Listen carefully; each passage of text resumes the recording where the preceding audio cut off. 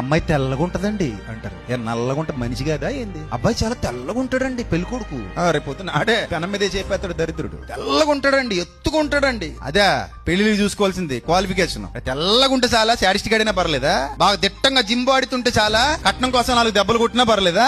నల్లగా ఉంటేనట rate తక్కువట, తెల్లగుంటే rate ఎక్కువట. అబ్బా rate ఎక్కువ తెల్లగుంటే పర్లేదండి, కొంచెం ఓ 1,00,000 ఎక్కువైనా మాట్లాడేయండి సార్ అంటున్నాడట. ఎవడో ఏంటడా ఓ 1,00,000 ఏమైనా ఎక్కువైనా గేదెను కొన్నట్టుంది బేరం అది. 5 లీటర్ల పాలు ఎక్కువ ఇస్తుందంట.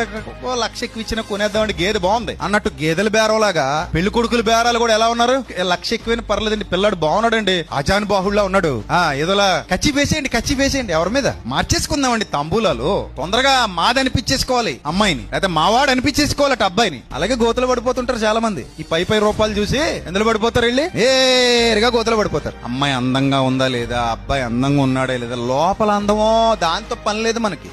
అది మనకు కనబడదు కదా, కానీ అడిగితే తెలుస్తుంది. కొంచెం సీక్రెట్ గా ఎవరినైనా పెట్టుకొని 2-3 రోజులు బైనాక్యులర్లు పెట్టుకుని డిటెక్టివ్ వేసుకుని తిరుగుతా, లేకపోతే పెళ్లి చూపులకు వెళ్ళినప్పుడు సడన్ గా వెళ్ళిపోయి నీ ఫోన్ ఎలాగే అని అడగాలి అంతే. నీ ఫోన్ పాస్వర్డ్ ది బయటిది అనాలి. అది నీ ఫోన్ నేనేమనో అన్నాడు అనుకో, అయితే వద్దు పెళ్లి క్యాన్సిల్. మరి అంతే. ఫోన్ ఇవ్వనప్పుడు నువ్వెందుకు నాకు లైఫ్ లో నీకు వాటా ఇస్తున్నాను నేను, నువ్వు నాకు ఫోన్ ఇవ్వనంటున్నావు, నేను నీకు ఏమిస్తున్నాను?